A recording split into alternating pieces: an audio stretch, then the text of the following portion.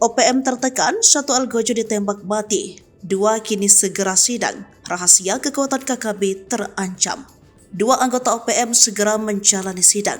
Mereka adalah YH dan AP yang ditangkap diduga terlibat ikut menganiaya para pendalang emas di wilayah Yahukibo. Sebenarnya Polri bersama TNI tidak hanya menangkap 2 orang tersebut. Ada satu lagi penjagal OPM yang kedapatan saat beraksi, namun sayangnya gagal ditangkap hidup-hidup. Sekedar mengingatkan, 13 orang pendulang emas di distrik Seradalah, Kabupaten Yahukibo, Papua Pegunungan tewas. Mereka diduga jadi korban kekejaman KKB yang kerap beroperasi di wilayah tersebut. Peristiwa maut ini terjadi pada Senin 16 Oktober 2023 lalu. Sementara puluhan orang lainnya berhasil selamat dari aksi pembantaian KKB setelah melarikan diri.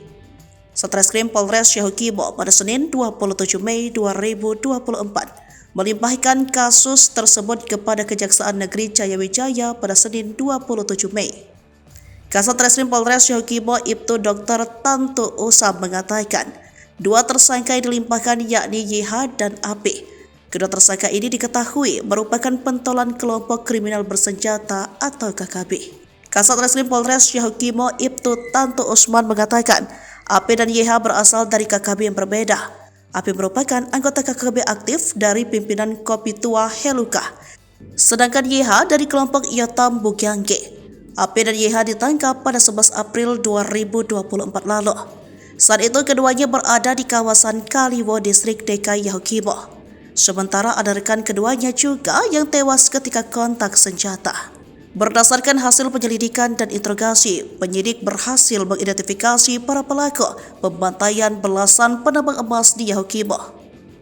Ada 13 pelaku dan sudah diterbitkan DPO. Mereka ialah LK, YM, SM, AG, YG, PN, TK, YN, PM, LN, T, W, dan WG. Beber Tanto Usman.